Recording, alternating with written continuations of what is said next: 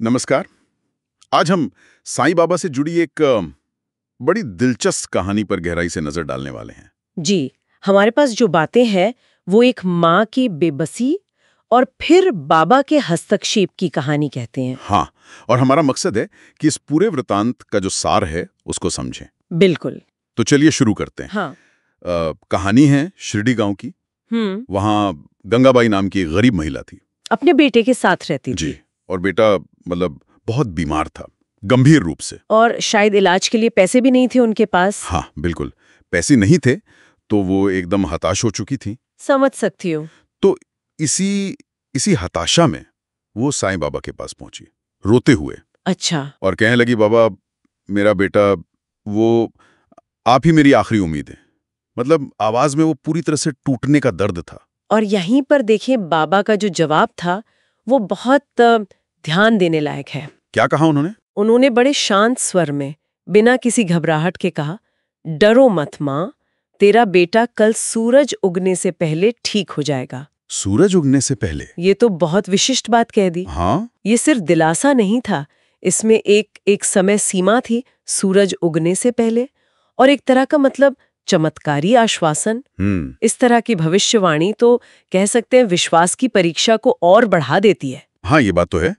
गंगाबाई को मतलब पूरी तरह यकीन तो नहीं हुआ होगा शायद। मुश्किल है, ऐसी स्थिति में शक होना तो मानवीय है। हाँ, है ना? क्या ये आम है बाबा की कहानियों में, मतलब ये शक और फिर विश्वास का बनना? ये अच्छा सवाल है। देखिए, कई आध्यात्मिक कथाओं में ना संदेह को विश्वास की यात्रा का एक हिस्सा माना जाता है। अच्छा। बाबा की कहानियों में भी भक्तों के मन में शंकाएं दिखती हैं कई बार, पर बाद में अनुभव से वो दूर होती हैं। और गंगाबाई की स्थिति तो खास थी। बेटे की जिंदगी का सवाल था, तो उम्मीद और डर दोनों बहुत ज्यादा रहे होंगे। हाँ, तो वो शक और उम्मीद के बीच झूलते हुए ही अपने बेटे को घर ले गई होगी। बिल्कुल। और रात भर बेटे को तेज बुखार रहा। आप सोचिए उसकी क्या हालत हुई होगी। हर पल बाबा के शब्द याद आ रहे होंगे और बेटे की हालत दिख रही होगी। हाँ, मन डोल रहा होगा। लेकिन फिर सुबह होने से ठीक पहले चमत्कार हुआ। वही हुआ जो बाबा ने कहा था। बेटा अचानक उठ बैठा, एकदम ठीक। अरे वाह! और उसने अपनी माँ से कहा, माँ मैंने एक सपना देखा, बाबा मेरे सिर पर हाथ फेर रहे थे। अच्छा, सपने का ये जो तत्व है ये बहुत महत्वपूर्ण है। कैसे? ये कहानी को सिर्फ एक शारीरिक इलाज से आगे ले जाता है। सपना वो सीधे तौर पर बाबा के आध्यात्मिक या कह लें सूक्ष्म हस्तक्षेप की ओर इशारा करता है। मतलब वो भौतिक रूप से वहां नहीं थे, पर हाँ, बिल्कुल ये दिखाता है कि उनकी मदद सिर्फ फिजिकल प्रेजेंस तक सीमित नहीं थी, वो किसी और स्तर पर भी काम कर रहे थे।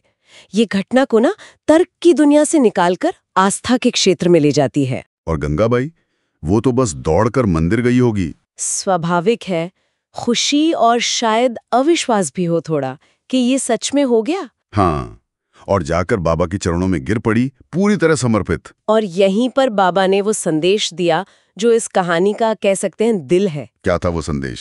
वो मुस्कुराए और बोले, श्रद्धा और सबूरी रखो, फिर कभी दुख पास नहीं आएगा। श्रद्धा और सबूरी? हाँ, दो मुख्य शब्द।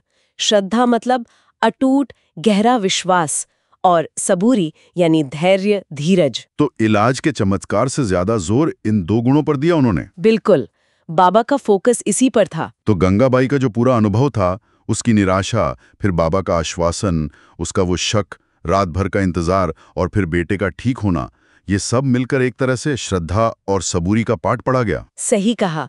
उसका विश्वास एक परीक्षा से गुजरा और फिर मजबूत हुआ। हाँ, ये कहानी सिर्फ एक चमत्कार की नहीं है, ये बताती है कि बाबा के दर्शन में विश्वास और धैर्य का कितना महत्व है। चमत्कार तो एक माध्यम बन गया। हाँ, इन सिद्धांतों को सिखाने का। गंगाबाई ने धैर्य रखा, वो सबूरी थी जब रात भर बेटा बीमार था।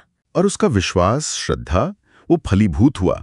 बाबा का संदेश था कि ये गुण जीवन की किसी भी चुनौती का सामना करने के लिए जरूरी हैं। तो मतलब मूल बात यह है कि साईं बाबा की शिक्षाओं में अटूट विश्वास और धैर्य रखना, यही सबसे जरूरी है।